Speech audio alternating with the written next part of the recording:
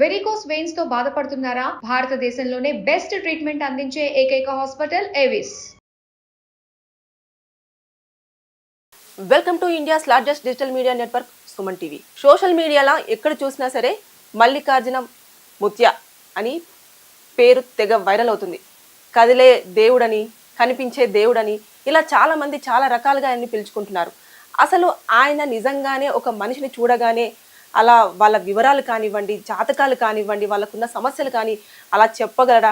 అసలు అలాంటి సాధ్యం ఉందా లేదా అనేది మన ముందు తిరుపతి మూర్తి అవధాని గురుగారు ఉన్నారు. ఆయన అడిగి తెలుసుకుందాం. నమస్కారం గురుగారు. ఓం శ్రీ మహాగణాధిపతయే నమః.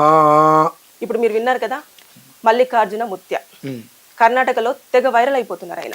అంటే ఒక మనిషి అక్కడికి వెళ్ళగానే అతను వాళ్ళ ఫోన్ నెంబరు, వాళ్ళ పేరు, వాళ్ళ కుటుంబీకుల నేమ్లు ఇవన్నీ చెప్పడం జరుగుతుంది. అలా ఒక 22 ఏళ్ల కుర్రాడు అన్ని శక్తులు ఉంటాయా? అలా చెప్పగలడా?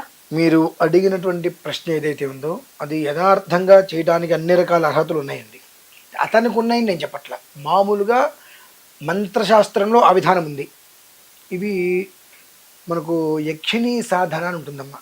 దాన్ని అందరికీ అర్థమయ్యే భాషలో కర్ణ పిశాచి అని అంటారు. అంటే దాంట్లో మరి కర్ణ శక్తిలో మనం ఏంటంటే ప్రజెంట్, తర్వాత పాస్ట్ ఇది మాత్రమే చెప్పగలం. ఫ్యూచరు, చనిపోతారా, బ్రతికుంటారా, ఏంటి చెప్తున్నానమ్మా. ఈ యక్షిణీ సాధనలు అనేటువంటిది 5-6 రకాలు ఉంటాయి. అందులో కర్ణ పిశాచి ఒకటి. ఇందులో కొంతమంది కర్ణ పిశాచి ఒక్కటి నేర్చుకుని వదిలేస్తారు, కొంతమంది కాస్త పై స్థాయికి వెళ్తారు. వెళ్ళినప్పుడు ఏమవుతుందంటే, మీరెవరో నాకు తెలియవచ్చు, నా దగ్గరకు వస్తున్నప్పుడు ఆ కర్ణ పిశాచి అనేటువంటిది యక్షిణీ సాధన చేసినప్పుడు మీరెవరు, మీ పేరేంటి, మీ ఇంటి పేరేంటి, మీ నాన్నగారు మీ అమ్మగారు ఎవరు, మీరు ఎందుకోసం వచ్చారు, అన్ని విషయాలు మీకన్నా ముందు నా దగ్గరికి వచ్చేస్తాయి, చెప్పేస్తున్నది. ఇదేమిటంటే కొంతకాలమే పనిచేస్తుందమ్మా. ఎంతవరకు పనిచేస్తుందంటే, ఆ యక్షిణీ సాధనని మన కంట్రోల్లో ఉన్నంత కాలము మనకి అది పనిచేస్తుంది. ఎప్పుడైతే యక్షిణీ కంట్రోల్లోకి మనం వెళ్ళిపోతామో మనకు జీవితం అనేటువంటిది కొంతకాలానికి పాతాళానికి వెళ్ళిపోతాం మళ్ళీ. ఎందువల్లంటే సామాన్యంగా మొదలై రోజులలో వరల్డ్ రికార్డ్ ఎక్కేసే స్థాయికి వెళ్తారు, మళ్ళీ అదే రోజుల్లో కనుమరుగైపోతారు.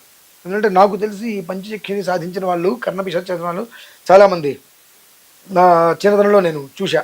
వెళ్తుంటే వాళ్ళు ఒక అరుగు మీద కూర్చుంటారు. అంటే ఇప్పుడు మీరు చెప్పినట్టుగా ఫ్యాన్ షర్ట్లు వేసుకుని ఉన్నారు కానివ్వండి, ఒక అరుగు మీద కూర్చుని ఉంటారు, ఓ టవల్ కట్టుకొని మీద వేసుకొని.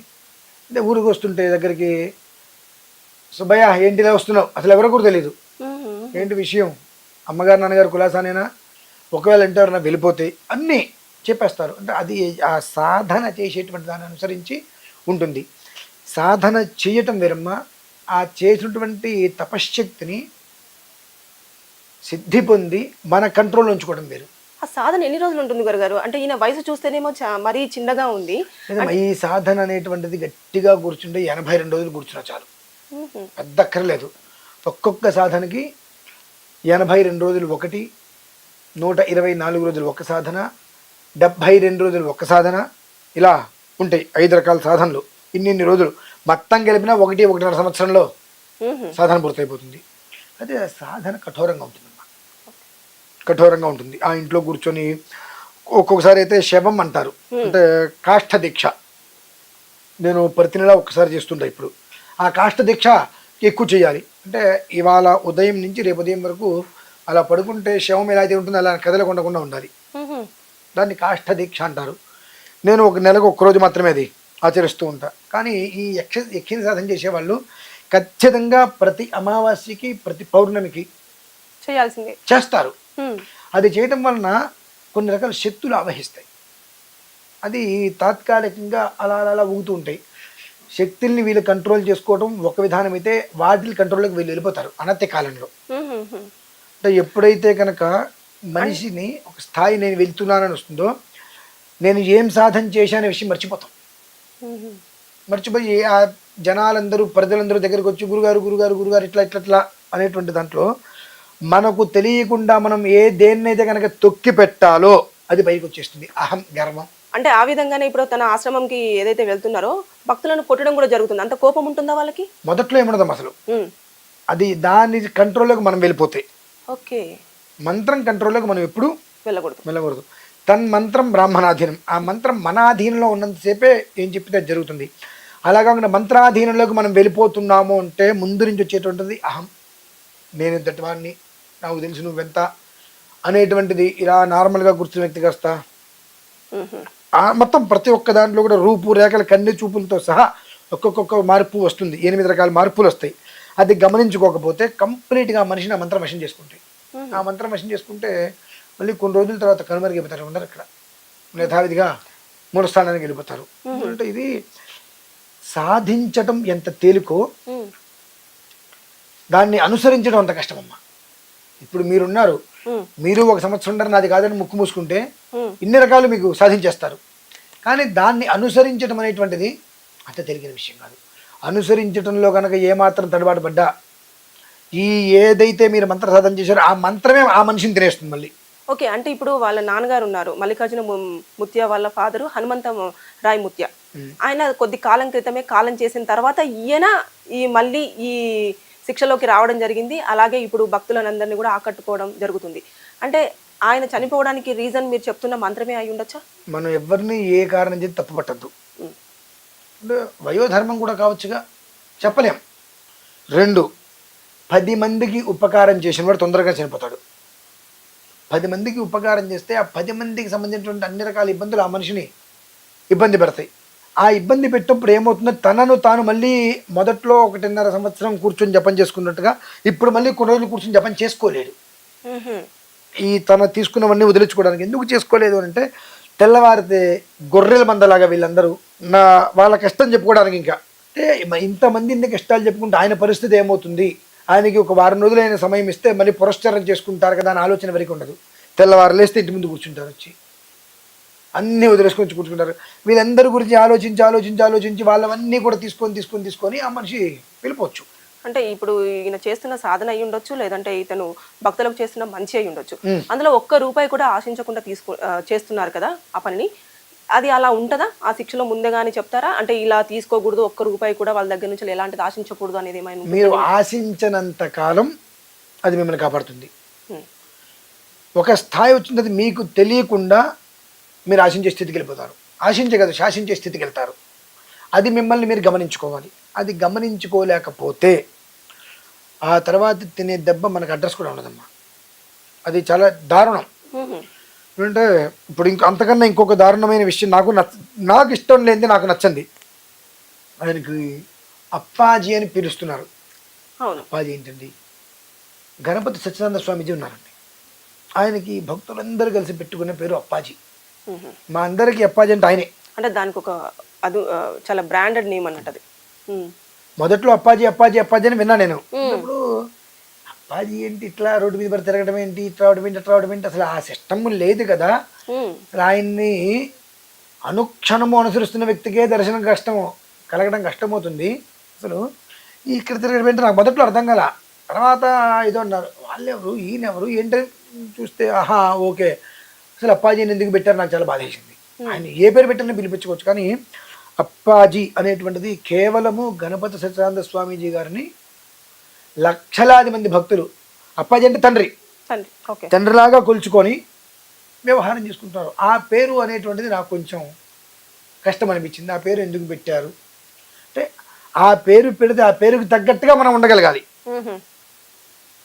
అప్పాజీ అంటే దానికి ఆ పేరుకు తగ్గట్టుగా మన విధానం కూడా మనం ఉండగలగాలి. ఉండలేకపోతే ఇంకెందుకు మనం కొన్ని ఉంటాయి. కాబట్టి ఏ మనిషిని మనం తక్కువ అంచనా వేయద్దు, ఏ మనిషిని తొందరపాటు చర్యలతో దూషించవద్దు. ఎవరిలో ఏ శక్తి ఎంతవరకు ఎలా దాగుంటుందో ఎవరికి తెలియదు. ఎవరు చేసేటువంటి అనుష్ఠాన బలాలు మనం కాపాడతాయి.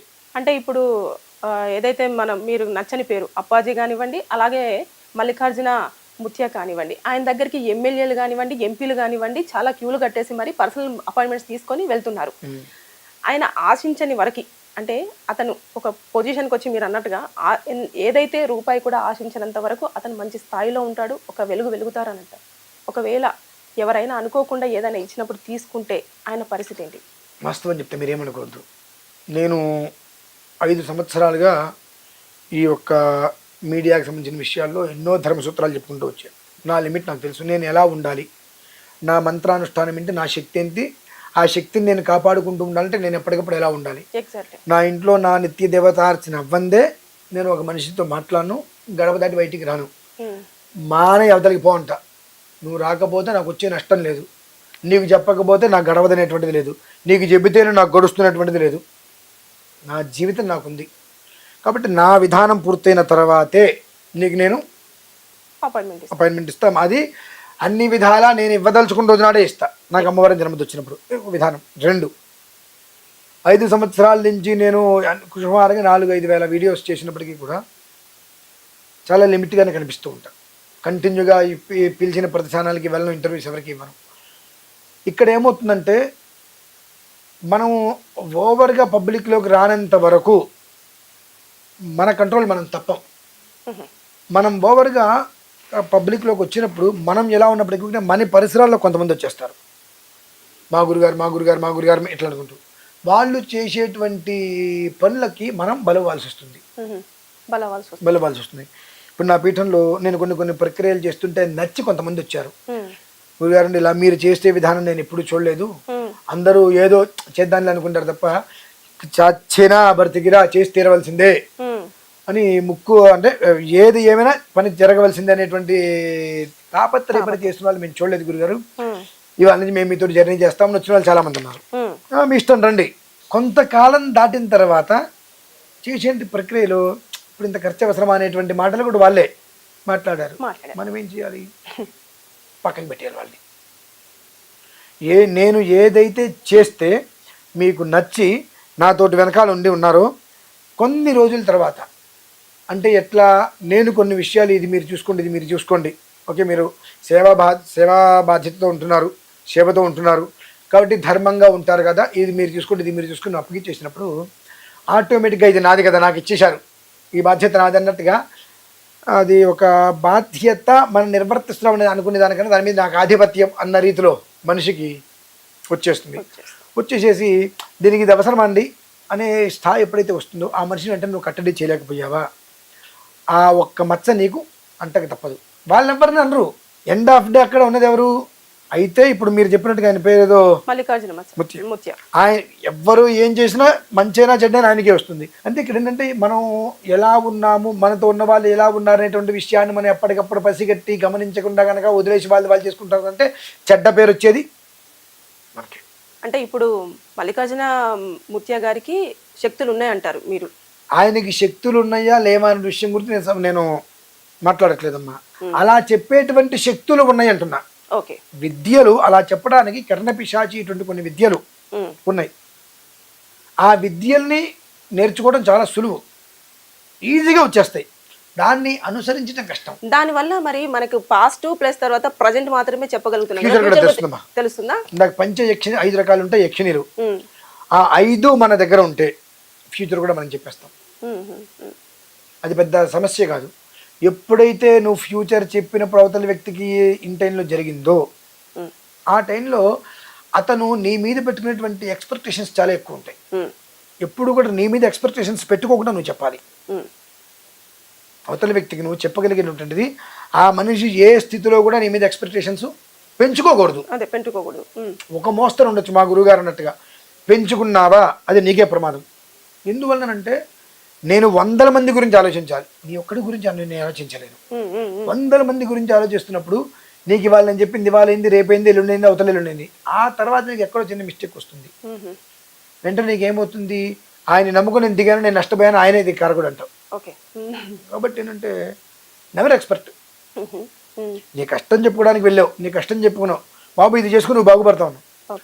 నువ్వు చేసుకుంటావో చేసుకోవో అది నీ ఇష్టం. నువ్వు చేసుకునే విధానాన్ని అనుసరించి, నీకు చేసేటువంటి వ్యక్తులను అనుసరించి, ఆ మంత్రశక్తిని అనుసరించి అది ఉంటుంది. నువ్వు ఎవరి దగ్గర చేసుకున్నావు, అదృష్టవంతుడు అయ్యావు, ఆయన దగ్గరికి వెళ్ళి నువ్వు ఒక పువ్వు ఇవ్వక్కర్లా, సెట్ అవ్వలా, ఆయన మీద రాయి ఎక్కర్లా, నీకు రెండింటిలాగా అర్హత లేదు. నువ్వు చెప్పుకోవడానికి వెళ్ళా, నీకు చెప్పారు అంతవరకే.